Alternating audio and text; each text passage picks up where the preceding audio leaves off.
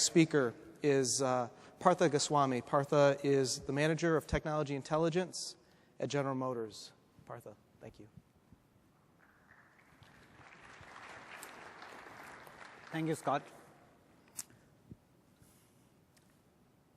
Just about 150 years back, Jules Verne is a French sci-fi writer. He went to his publisher with his new book. And book was set in Paris at a time 100 years later, 1960. Interestingly, the book was rejected by the publisher. And in 1993, his great-grandson found the manuscript, he published it, and it was a big hit in France, at least among the sci-fi fans. And the reason it was a hit was not necessarily because of the storyline, but because how accurately he predicted life in a modern city of 1960s, which included gasoline cars, fax machines. He talked about shopping malls, glass skyscrapers, electric street lights with underground cables, and even a rudimentary desktop calculator for the bank. Okay. Now, the point I'm trying to make is, just like Trevor Jones, who inspires this particular session, Verne's prediction was not necessarily just a product of imagination, but he actually spent time trying to understand the technologies that are developing at that time. So here's the book. It's also called Lost Novel because it was hiding for 100 years. But the next point I want to make is, unlike Verne's prediction, okay, predicting future is usually not that easy, and more often than not, we have misfires. And in my opinion, there are two reasons. One is we, as a society, often overestimate, in the short term at least, the potential of the technology. And in the long run, we are unable to know the yet unknown catalysts, the new inventions that might come up to accelerate the process. So, for instance, if Trevor Jones had known that there would be two big breakthroughs in the 1990s, the civilian GPS and the World Wide Web, perhaps the list of future features that he so accurately predicted in his paper would have been much longer. So rather than trying to predict the future, let's take a look at what kind of world we will have in 2054.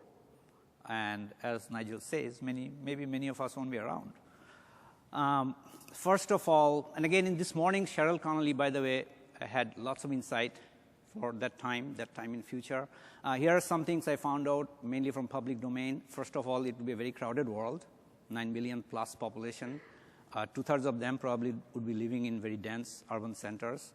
And there will be more than 2 billion cars on the road. Again, this doesn't include the offset that we might have from shared cars, but certainly there's still a lot of cars.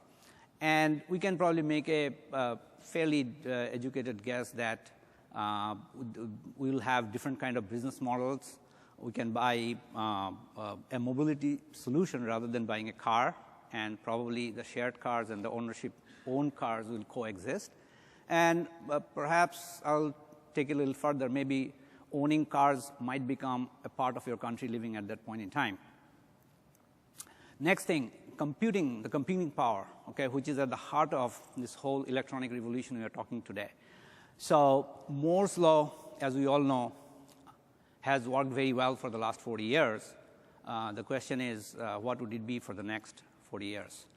And I just did a sort of back of napkin doodling here, looking at just the scale of the chipsets for the last 40 years. And today we are, the semiconductor industry is looking at the nanometer scale chipsets, and by all predictions, by 2030, we will be hitting the limits of that. However, I think the point is, Moore's law became a law not because just because it was a very insightful conjecture, but because industry rallied around that, and they made things happen, invested more resources in new research and new innovation, and that's how we continue to. The rule still holds far beyond what probably even Gordon Moore have envisioned. So what the industry thinks, I've talked to several analysts, that probably the momentum will continue and we'll have new technologies, maybe quantum computers, which are just beginning to be researched right now. Just a month back, at Stanford University, they talked about NeuroGrid, a totally different architecture of computers based on how human brain works. So it's pretty optimistic from that perspective. The next one is communication. Okay, again, another of my back of the napkin doodling here. I looked at, and it's very oversimplified, and I hope I don't offend any telecom engineers in this crowd. But what I've done is just looked at the various generations of wireless standards. So let's say we are in 4G right now, and roughly I'm saying maybe next year it will mature to a point where we'll start seeing this 100 Mbps forecasted capacity. And if we just assume that every generation of this cellular generation is roughly about 10 to 12 years, so by the time 40 years from now, 2054, we'll probably be in the 7th generation, 7G, which would probably mean close to a terabits per second data communication. Okay, just think of it, what you can do with that.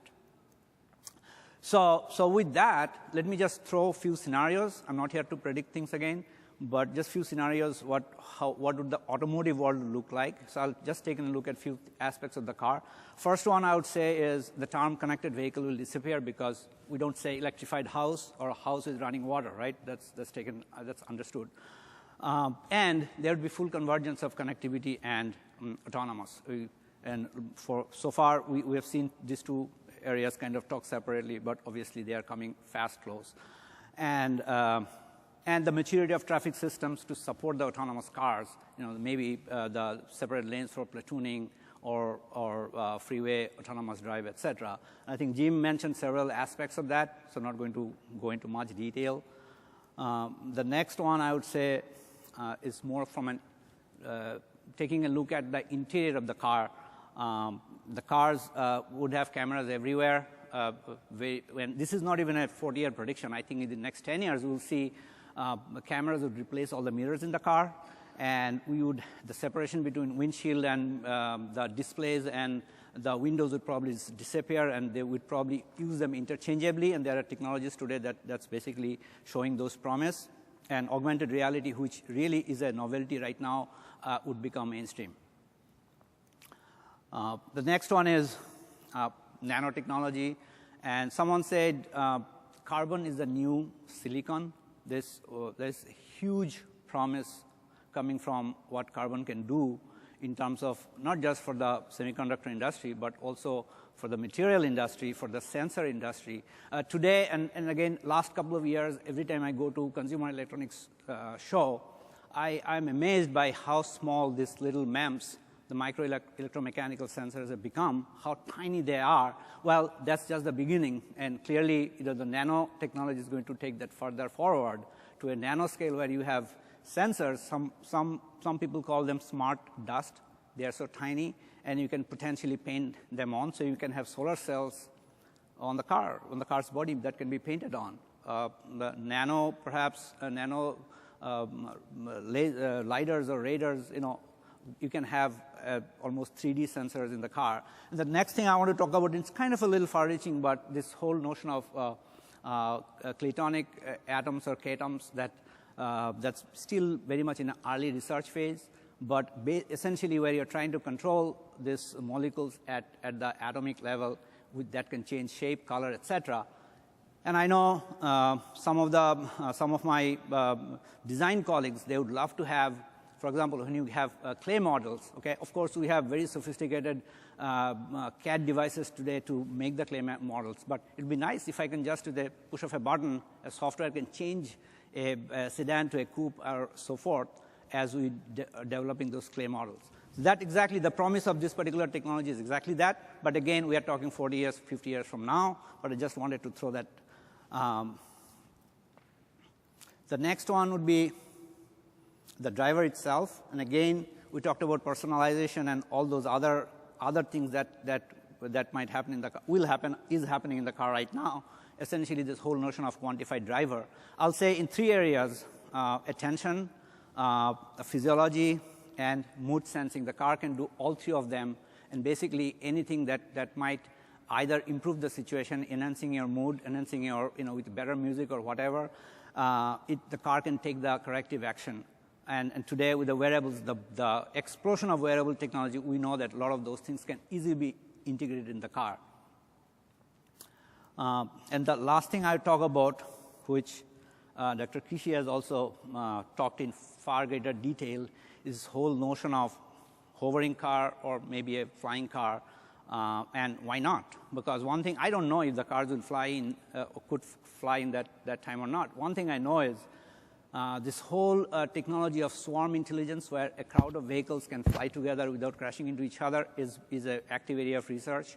And again, the whole advances is nano sensors can make that happen. And also, just look at this MyCopter project that's happening in EU, where they are at least contemplating trying to come up with some traffic systems which doesn't require an air traffic controller for very low-flying personal air vehicles. So that's all possible. And I think the video shown by Dr. Kishi also says that. So I'll say if this year was, or right now, is the year of convergence between consumer electronics industry and automotive industry, 40 years from now, it probably would be a convergence between automotive and aerospace industry. Thank you.